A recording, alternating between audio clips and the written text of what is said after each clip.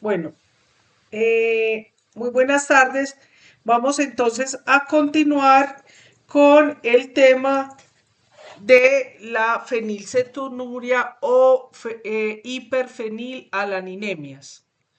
Voy a dejar de presentar la cámara,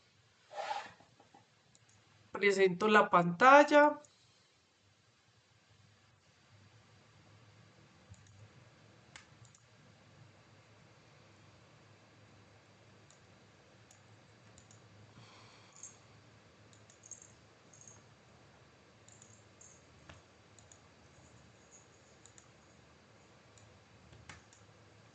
Bueno, entonces vamos a ver entonces otro error innato del metabolismo relacionado con el metabolismo de los aminoácidos. Vamos a ver entonces la fenilcetonuria o fenilalanínemia. Estas enfermedades se conocen como fenilcetonuria porque en el metabolismo de la fenilalanina, entonces nosotros no tenemos la capacidad de eliminar fenilalanina, sino que eliminamos derivados fenilcetónicos como la fenillactona, el fenilpiruvato, etcétera.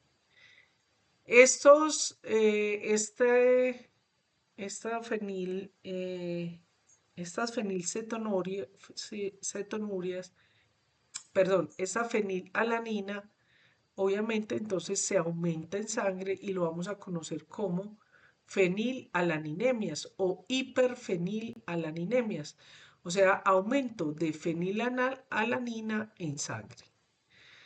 Para ver este tema tenemos entonces, ay, ¿qué pasa? Tenemos que recordar este gráfico que es eh, de la bioquímica de Matthews.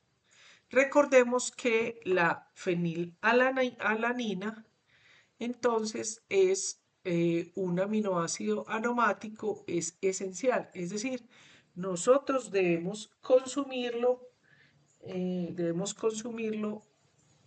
la dieta. Recordemos que entonces en este metabolismo de la fenilalanina, entonces eh, pueden ocurrir en ese catabolismo la deficiencia de otras enfermedades como las vamos a ver en la próxima clase, que son las tirosinemias y la alcaptonuria. Esa la veremos en la próxima clase. Eh, Sin embargo, hoy nos vamos a dedicar solamente aquí en la fenilalanina. Entonces, la fenilcetonuria o las hiperfenilalaniniemias se deben principalmente, que es lo que se llama la eh, la fenilcetonuria clásica, es una deficiencia de la fenilalanina hidrolasa. Fíjese usted que tenemos ese aminoácido aromático que tiene un anillo benceno y a través de la fenilalanina hidrolasa vamos a obtener entonces la tirosina. Esa tirosina que se convierte en biomarcador para esta enfermedad, entonces pues se va a aumentar porque la vía está interrumpida acá.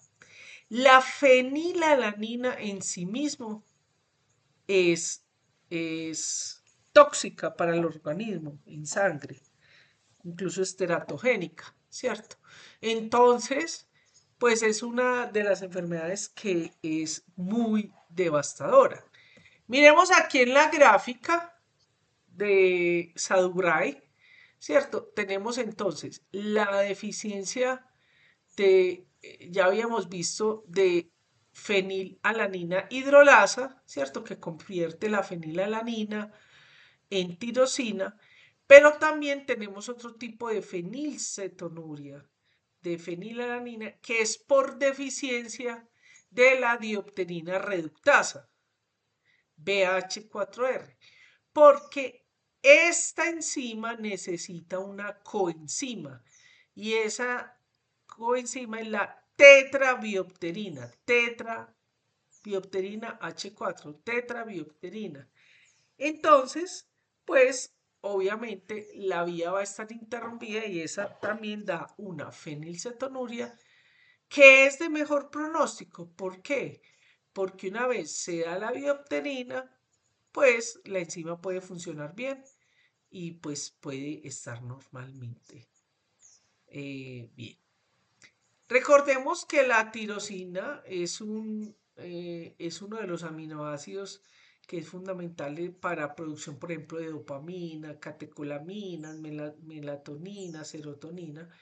Entonces, obviamente, la deficiencia, ¿cierto? Cuando, por ejemplo, hay una deficiencia de fenilalanina, también puede haber una disminución de la tirosina. Entonces, pues eso hace parte de lo devastador que es ese cuadro clínico. Aquí tenemos que cuando se cataboliza, se metaboliza, o sea, esa fenilalanina en tirosina y el resto de la vía, vamos a tener entonces eh, los compuestos eh, cetónicos, que son el fenilpiruvato, el fenilacetato y la fenillactona o lactato. Un momento, por favor.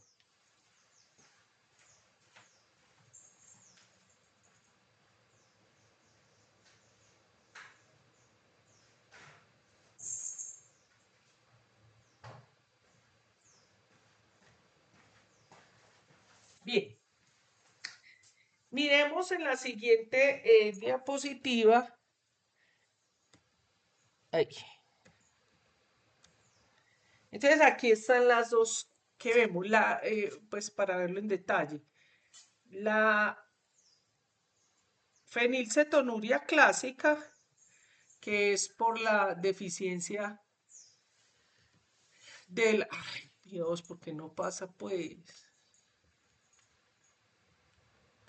Vea pues, no me quiere eso.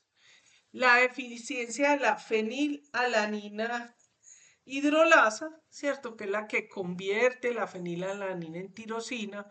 Fíjense que el aminoácido es exactamente igual, la única diferencia es que se le pone un OH. Y esta enzima, esto es a nivel hepático, se expresa a nivel hepático, esta enzima entonces va a requerir de la tetrabiopterina, que es la coenzima. Esa es la clásica, pero esta gráfica, la otra es dura y esta es de la bioquímica de Marx. Entonces, tenemos entonces la que no es clásica, donde es una deficiencia de esta enzima que se llama la dihidropterina reductasa, que lo que va a convertir es el BH2, o sea, la quinoid dihidropterina, en tetrabiopterina.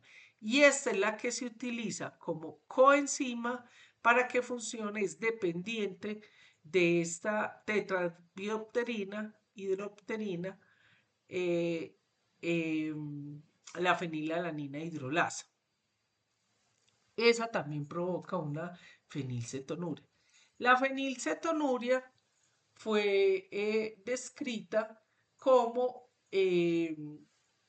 la imbecilidad fenilpirúvica o imbeciletas fenilpirúvica. Esto fue descrito por este investigador Folling en 1934, pero además estas son dos niños. Este es un niño, Linoel Penrose y Judah Hirsch-Castle. Este niño eh, no fue detectado a tiempo la fenilcetonuria y el gran aporte de este investigador no solamente fue haber descubierto la fenilcetonuria o describirla, sino que encontrar que los niños que se les restringía con la fenilalanina, la proteína, podían llegar a ser normales, como lo vemos acá.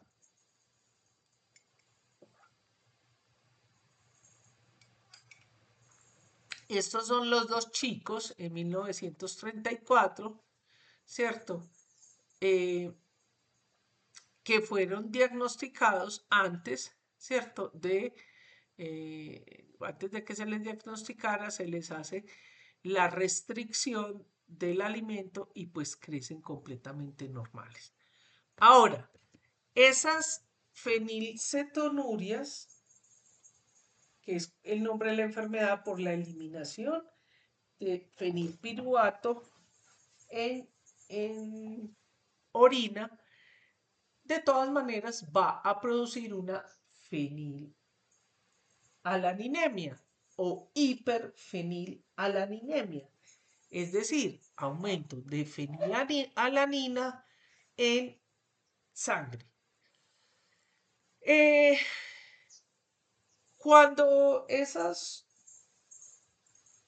cuando esos pacientes se les hace la relación de fenilalanina y tirosina y persistentemente en el tiempo, así no tengan manifestaciones, es mayor a 3, entonces eso ya les hace el diagnóstico de hiperfenilalanemia. Ya sabemos pues que puede ser por la deficiencia de esta enzima, de estas enzimas, esta es la clásica. Estas enfermedades son autosómicas recesivas. Y es importante también ilustrar que los individuos que son homocigotos eh, sufren tanto la hiperfenilalanemia como la fenilcetonuria. Sin embargo, hay algunos pacientes con rasgo genético heterocigoto, eso quiere decir que el alelo que viene de la madre y el padre son diferentes, pero afectan la misma enzima. Entonces, en esos heterocigotos se ha visto que algunos no tienen fenilcetonuria, pero pueden tener hiperfenilalanemia y también puede provocar la enfermedad, ¿cierto? Y en otros casos pasan toda la vida desapercibidos, asintomáticos, en especial las mujeres, cuando se embarazan, entonces hacen una hiperfenilalanemia, con la gravedad de que ese aumento de fenilalanina en sangre puede ser teratogénico, o sea, puede afectar el bebé. Por eso, igualmente, podemos decir que es una enfermedad siempre y cuando se diagnostique oportunamente eh, y se le haga el tratamiento precoz y oportunamente, pueden llegar a ser individuos completamente normales, que pueden disfrutar de la vida, pueden ser útiles a la sociedad. Uno de los rasgos en los que se puede determinar estos pacientes, ellos tienen despigmentación de la piel y del cabello.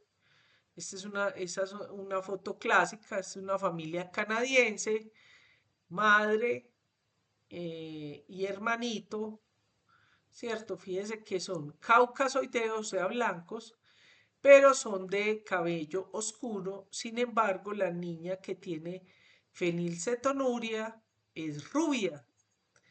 ¿Y por qué se da eso? Porque hay carencia de tirosina y recordemos que la tirosina es sustrato para la producción de melatonina, ¿correcto? Entonces, por eso es tan importante estos niños diagnosticarlos tempranamente y uno de los hallazgos que se pueden encontrar es cuando ellos tienen despigmentación, como veremos más adelante. Esta enfermedad es entonces un error innato del metabolismo, es de las más comunes y más frecuentes, posiblemente por todos los programas que se desarrollaron en el mundo y la difusión que ha tenido. Sin embargo, en Colombia no hay tantos casos con fenilcetonuria. Em, es una enfermedad que es autosómica recesiva, como ya vimos. La principal y la clásica, que es la dada por la deficiencia de fenilalanina hidrolasa. Y ya vemos entonces que esos síntomas se pueden dar desde el nacimiento y el problema es que se puede llegar a que estos chicos tengan un retardo mental severo irreversible. El diagnóstico es muy fácil de hacerlo porque hay unos rasgos como la despigmentación, como el olor a ratón húmedo, que lo da el fenilacético, ahorita lo vemos un poquito más, pero básicamente usted puede determinar o por sangre, que es mayor de 1,2 milimolar, o por la determinación de fenilpiruvato en orina. Aquí vemos otro, quiero presentarles, este es un caso que quiero ilustrar con esta diapositiva dos cosas. Primero, si bien es una enfermedad que es más frecuente en caucasoideo, o sea, en blancos, también puede estar en mestizos, en negroideos, por ejemplo, estos que son irlandeses, ¿cierto? Puede estar en cualquier tipo de, no tiene predilección étnica. Ni se ha determinado hasta el momento, pues lo único que se sabe es que hay más en caucasoideos, posiblemente porque han sido detectados más. Pero esta es otra clásica donde toda la familia son rubios, pero si ustedes ven, a pesar de que todos son rubios, este par de mellizos que tiene fenilcetonuria son más rubios que los padres y los hermanos, más despigmentados. Eso es una foto clásica. Bien, tenemos aquí una publicación, esta publicación fue del 2016 de una caracterización de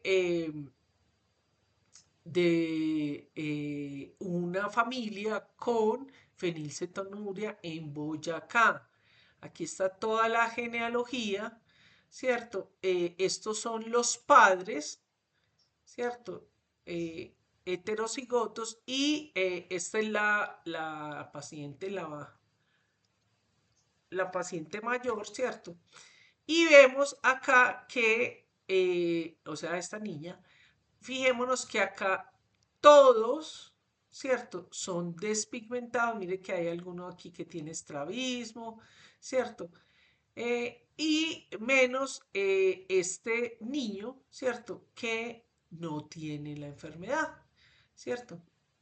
No tiene el fenotipo. Aquí se caracterizó y se encontró entonces cuál era la variante genética. Una variante genética eh, que se encontró en estado heterocigoto en los padres y obviamente homocigoto en los chicos. Bueno, esta diapositiva de acá es para mostrarles cómo se metaboliza esa fenilalanina. Esa fenilalanina sigue la ruta de la tirosina y el resto de compuestos. Como está bloqueado, entonces esas fenilalaninas se pueden convertir o en fenilpiruvato, o en fenillactato, o en fenillactona, o en fenilacetilglutamina. Y estos son los que se llaman compuestos eh, cetónicos, que son los que se determinan y se eliminan a través de la orina.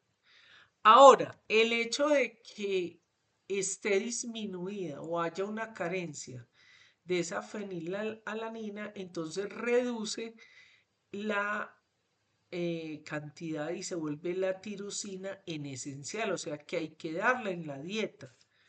O sea, por eso este aminoácido es semiesencial.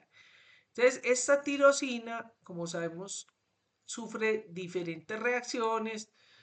Aquí produce el dopa, la dopaquinona y finalmente va a producir la melanina, que es la que da el pigmento al cabello, a la piel, a los ojos, etc. Vamos a ver algunas cosas de la fenilalanina, eh, de la fenilcetonuria clásica. Entonces, la fenilcetonuria clásica, generalmente estos niños tienen más de 20 miligramos por decilitro.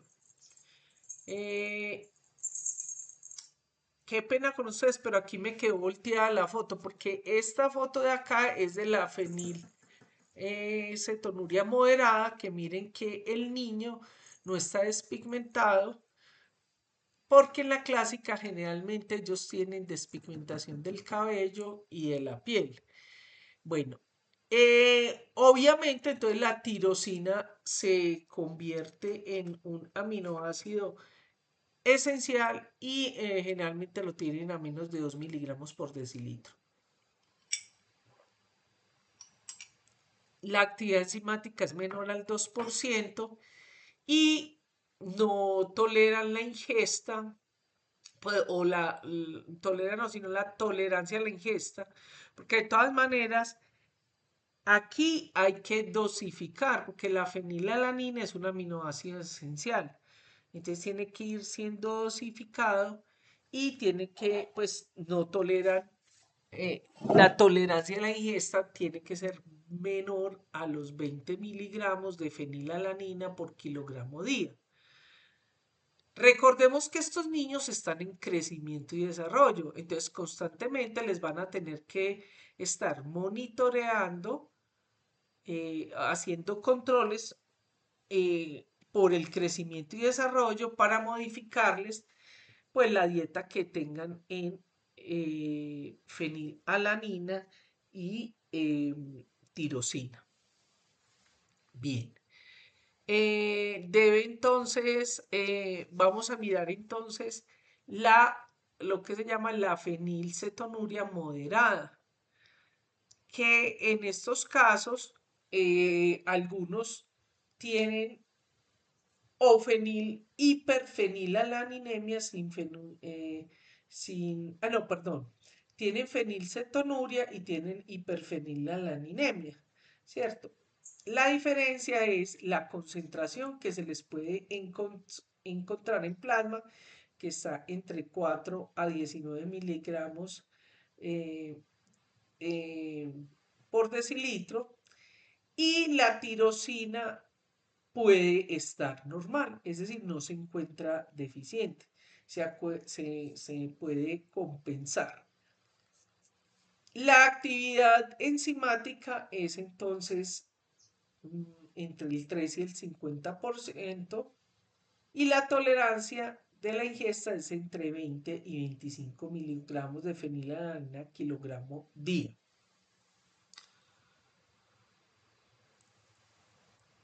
En la leve, en la fenilcetonuria leve, que es donde se puede presentar las hiperfenilalaniniemias leves o que se puede disparar la enfermedad o presentarse cuando las mujeres, las hembras, están en embarazo, que generalmente pueden ser homocigoto por una variante que da el fenotipo leve o puede ser porque son heterocigotos. La tolerancia de la fenilalanina está entre 20 y 25 miligramos de fenilalanina por kilo día y, y los niveles plasmáticos están entre 4 y 10 miligramos. En ellos también la tirosina es normal y la actividad enzimática cuando se mide puede ser a 50 más del 50%. Ahora, en los individuos como que hacen hiperfenilalaniniemias en el embarazo, en las mujeres, cuando terminan el embarazo, pues se les hace una restricción y pueden ya llegar a normalizarse. Incluso muchos de estos pacientes pueden llegar a tener una dieta normal, obviamente con los respectivos controles.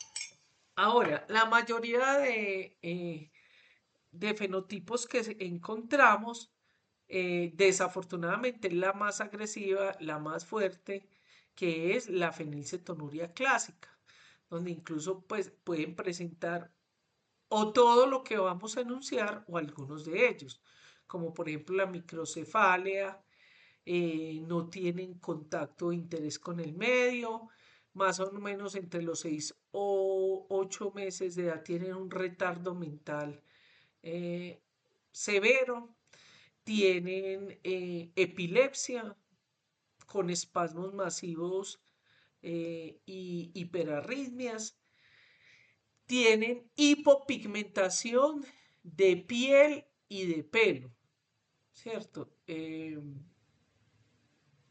olor húmedo a ratón húmedo que se debe por el fenilacético o a moho, tienen lo que se llama exasema, o sea, una dermatitis con exasema rebelde a tratamientos, ni con corticoides, ni con tópicos. El retardo mental puede llegar incluso hasta que el coeficiente intelectual es entre 30 y 50. Tienen problemas de conducta, severos problemas de conducta, son agresivos, hiperactivos, destructivos, tienen a veces actitudes autistas, no toleran el ruido, no toleran ciertas situaciones, tienen ataques de histeria, tienen también rasgos psiquiátricos conductuales como depresión, fobias, ansiedades, manías, compulsiones. Em, en los adultos es muy fuerte porque ellos pueden estar bien, pero se descompensan y pueden empezar a tener una regresión intelectual hasta el punto de un deterioro neurológico grave que incluso los puede llevar a la muerte. Las alteraciones básicamente se dan a nivel, pues pueden tener alteraciones de mielina y de osteopenia debido a los excesos de fenilalanina, que es que la fenilalanina también puede llegar a ser muy tóxica. Entonces, la hiperfenilalanemia, o sea, el aumento de fenilalanina, uno de los graves problemas que tiene a nivel del sistema nervioso central es que estos aminoácidos eh, pasan a través de la barrera hematoencefálica y tenemos un transportador que se llama el LAT1, el transportador de L-aminoácidos, por su sigla en inglés, 1. Por ese transportador pasan todos los aminoácidos aromáticos, dibásicos, neutros, por ahí pasan. Entonces, cuando tenemos un aumento de fenilalanina, obviamente como es por competición, pasa más fenilalanina que el resto de los aminoácidos. Entonces, por un lado vamos a tener los problemas de la fenilalanina, que ya lo vamos a ver, pero por otro lado vamos a tener una falta o una disminución de los otros aminoácidos que son sustrato para la producción de algunas hormonas, neurotransmisores y compuestos como por ejemplo serotonina, como por ejemplo dopamina, como por ejemplo catecolaminas, como por ejemplo norepinefrina, etcétera. Entonces, ese aumento de la fenilalanina intracelular Quiero hacerles una aclaración. FA es para darles una pista a ustedes, que es fenilalanina, pero en realidad la letra de la fenilalanina es la F. Bueno, entonces hay una reducción de la concentración de aminoácidos, como ya les mencioné, por esa inhibición competitiva que hay de otros aminoácidos. Entonces, obviamente, no va a poder tener, además de los compuestos que les dije, no va a haber una adecuada síntesis proteica y proliferación dendrítica y la conversión de astrocitos en neuronas. Tenemos entonces el efecto teratogénico que se va a dar en madres que son o asintomáticas moderadas o leve, perdón, moderadas, o que son heterocigotas y cuando quedan en embarazo entonces hacen una fenilcetonuria. Entonces hay que tener control de esto, ellos tienen que tener control de dieta, incluso se le tiene que hacer diálisis. Estos son dos pacientes con fenilcetonuria, que pues es el cuadro clásico de despigmentación del cabello, pueden tener incluso afecciones oculares. Se ha detectado más de 530 mutaciones responsables de estas enfermedades. Ahí la diversidad fenotípica es bastante, y pues se sabe es decir, las variantes genéticas que se encuentren va a ser determinada por la tolerancia que tengan a la fenilalanina. Por eso, aunque esto sería para todas estas enfermedades que estamos viendo, las enfermedades de los aminoácidos y de los ácidos orgánicos son muy devastadoras y generalmente se presentan en los primeros meses de vida.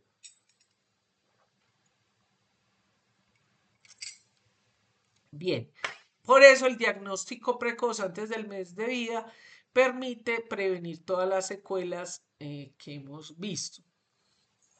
Bueno, también hay unas alteraciones a nivel cerebral porque se altera la mielinización, entonces van a haber cambios en la sustancia blanca, periventricular, que eso todo se puede ver en resonancia magnética. Dependiendo el momento en que se diagnostique, puede hacerse una reversión, haciendo una vida como los niños están en crecimiento y desarrollo, entonces puede haber se puede hacer reversible, eh, pues los daños que haya hecho las alteraciones de mielinización. Se pueden hacer espectroscopías, eh, que pueden determinar los picos con fenilalanina. Aquí en el Hospital San Vicente de Paúl, en pediatría, tenemos espectrometría con determinación de algunos compuestos y ahí se puede ver que también son muy buenos para seguimiento de la enfermedad. ¿Cuál es el pronóstico? El pronóstico de estos chicos es bueno siempre y cuando haya un adecuado diagnóstico. Entonces, cuando esos niveles son menos de 6 miligramos por ciento, no hay tanto daño neurológico. Mientras que cuando son mayores de 7 miligramos por ciento, pues puede llegar a desarrollar un daño intelectual irreversible. Entonces, eh, cuando hay que tratarlo en restricción pues, de este tipo eh, de alimentos que sean ricos en proteína, que sean ricos en fenilalanina, ¿cierto? cuando esos niveles son mayores de 6 miligramos por ciento y la relación fenilalanina-tirosina está sobre 3. Entonces, la idea es que los niños lleguen a ser como esta. Miren esta niña cuando era pequeñita, ¿cierto? Y mírenla después de ser tratada. ¿Cómo entonces se hace el diagnóstico? El diagnóstico se hace a ver, recordemos que eh, los screenings metabólicos o tamizajes neonatales son una serie de pruebas escalonadas que van de menor a mayor complejidad. En Colombia no se hacen estas, pero aquí vemos cómo, estas son fotos eh, por ejemplo, de Sadubray, donde todavía este tipo de pruebas cualitativas que se pueden hacer inmediatamente, nace el bebé, se hace, si bien no son confirmatorias, pueden orientar el diagnóstico y evitar que los daños de esta enfermedad sean más evidentes. Entonces, al momento del nacimiento se hace el tamizaje neonatal, ¿cierto? Y entonces, pues cuando es positivo, tienen que repetirlo, se hace una segunda muestra y luego se diferencia pues se hace ya la caracterización si es por deficiencia de fenil, alanina hidrolasa o de deficiencia de tetrabiopterina reductasa. Entonces, recordemos que esas pruebas de menor complejidad son pruebas cualitativas muy fácil. Mire, esta es simplemente la orina, se le echa cloruro férrico y cambia. ¿Cierto? Vemos que aquí está mucho más intenso que acá. O también por espectrofotometría de masa o puede también ser por espectrometría, se hace pues de la sangre de talón en el tamizaje neonatal.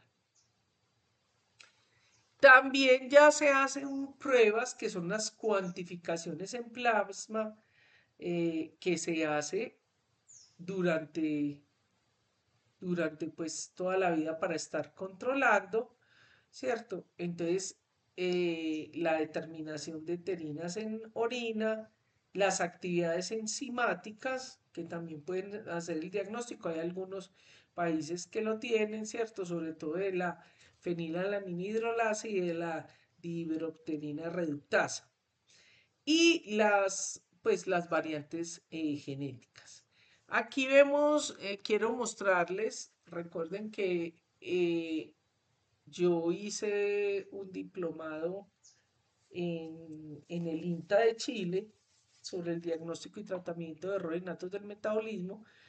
Y pues aquí uno de los países que mayor éxito ha tenido, liderado por la doctora Verónica Cornejo, ha sido este programa chileno de pesquisa neonatal. Eh, pues se cogieron 400 niños con retardo mental desde 1992 para este programa. Muchos de estos se detectaron para estas enfermedades y ya sabemos a nivel mundial que en los estudios costo-efectividad demuestran que por cada euro invertido se va a ganar 20 dólares, perdón. Por cada dólar invertido se va a ganar 20 dólares en los programas de tamizaje neonatal.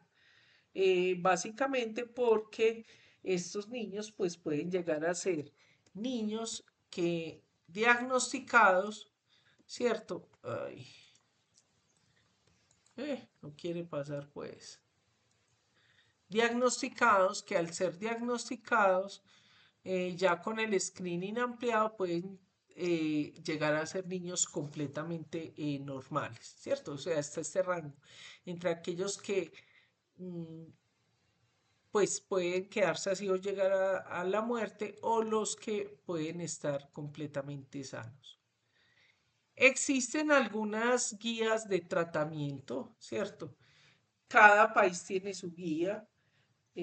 básicamente nos está hablando de los tratamientos que van a requerir estos niños, sobre todo con el mantenimiento, pues con los hallazgos que hay de fenilalanina en sangre o de fenilcetonuria, ¿cierto? Entonces, cuando son de más de 10 miligramos, se inicia el tratamiento. Recuerde que no existe un tratamiento específico, sino es la restricción alimentaria y las leches o fórmulas que se encuentran en el mercado para esto.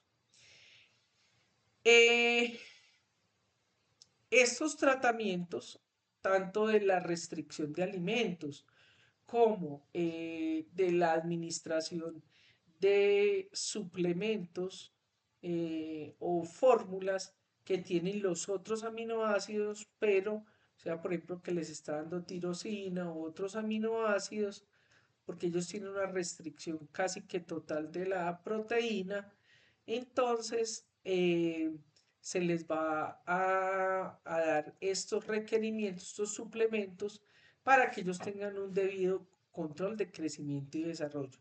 Y ya cuando están adultos, para que no vayan a tener crisis en el momento, por ejemplo, de que se embaracen o de que tienen alguna enfermedad que haga un recambio proteico y los lleve a una crisis aguda. Aquí están las recomendaciones nutricionales, que eso también va a depender de la determinación de fenilalanina en sangre. La fenilalanina en estos pacientes debe oscilar entre 2 y 6 miligramos por decilitro, siempre. En nosotros, que no tenemos eso, generalmente se da en 1,2. O sea, no está mayor de 1,2 miligramos por decilitro, pero en estos chicos o en estos pacientes debe por lo menos oscilar siempre en esto. Por eso hay que estar monitorizando, haciendo determinaciones de fenilalanina. En especial cuando el niño está en crecimiento y desarrollo, cuando están embarazados o cuando hay interocurrencias, es decir, que por ejemplo se enfermó, que tiene algún evento que exacerbe la enfermedad. Mm,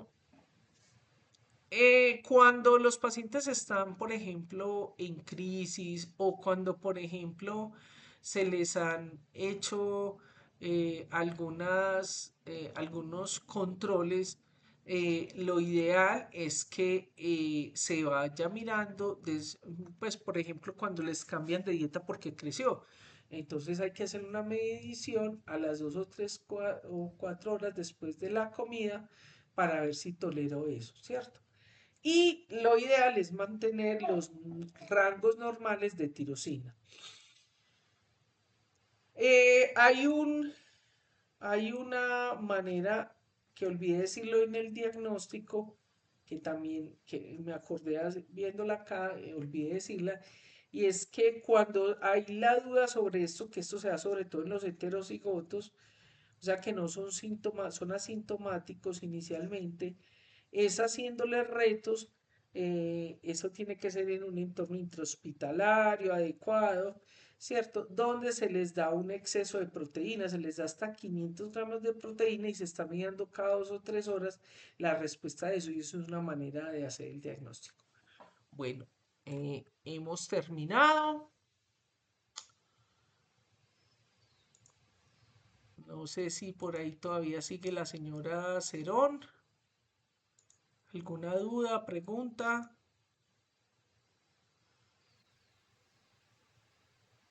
Bueno, listo chicos, hemos terminado.